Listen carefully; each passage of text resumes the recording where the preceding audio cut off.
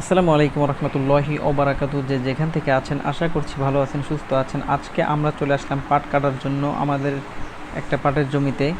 আলহামদুলিল্লাহ আমাদের পাটগুলো অনেক বড়সড় হয়ে গেছে। যদিও আমরা কিছুদিন আগে আসার জন্য চেষ্টা করছিলাম, কিন্তু কাজের জন্য আমাদের ব্যস্ততার কারণে আমরা আসতে পারি নাই। কিছুদিন পরে আসলাম। আমাদের পাট কাটতেছে আমাদের এক ছোটো ভাই আছে, এখানেই বাড়ি।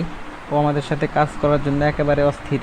ও ছোট মানুষ, একেবারে আমাদের কাছে ভাই আমি এটা কাটবো ওটা কাটবো। আমাদের দুপুরে খাবার খেয়ে নিচ্ছি। যদি আমরা দুপুরের খাবারটা খেয়ে আমরা মানে আবার কাজের প্রস্তুতি নিচ্ছি। আমরা দুপুরের খাবার রুটি খেয়েছি। যদি রুটি খাইলে আপনাদের কাজ করতে একটু সুবিধা হয়, একটু ভালো লাগে। ভাত খাইলে কাজ করতে আসলে পেট ভার ভার থাকে, সেজন্য কাজ করাটা মানে সুন্দর হয় না। যদি আমাদের কাজ আজকে শেষ করতে হবে, আমাদের পাট কেটে আজকে শেষ করতে হবে। না কাটলে তো মেঘলা মেঘলা আছে, কখন বৃষ্টি আসবে, আবার একেবারে হাঁটু পর্যন্ত পানি হয়ে যাবে। সেই জন্য আমরা আজকে কেটে শেষ করার চেষ্টা করছি। আলহামদুলিল্লাহ আমাদের পাট কাটা প্রায় শেষের দিকে, একেবারে শেষের দিক। আমরা পাট কাটা লাইন ধরে রেখেছি, পাট কাটা আমাদের শেষ হয়ে গেছে, আমরা লাইন ধরে রেখেছি। এখন আমরা এখানে একটা নসিমন বলছি, সেই নসিমনটা চলে আসবে। আসার পরে এখানে পাটগুলো লোড দিয়ে দিবে। লোড দেওয়ার পরে এখানে আমাদের একটা ঘটনা ঘটে।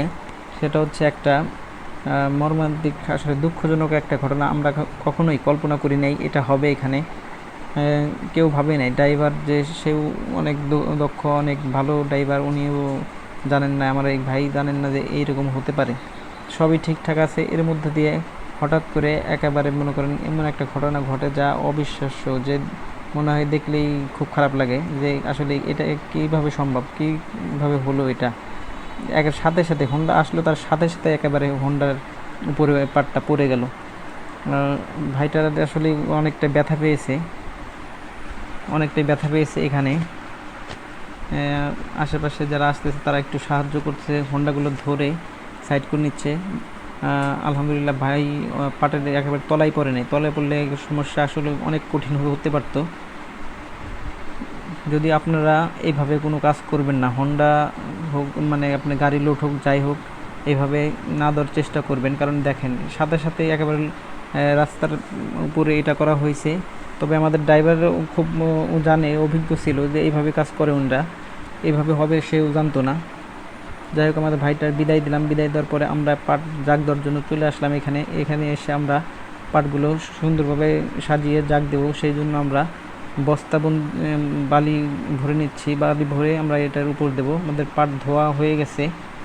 পাট ধোয়ার পর আমরা এটা পাটকে শুকাইতে দেবো। যদিও আমরা এটাকে পাট শুধু যে ধয় সে আমাদের পাট খড়িগুলো নিয়ে যায়, আর আমরা পাটগুলো নিয়ে আসি।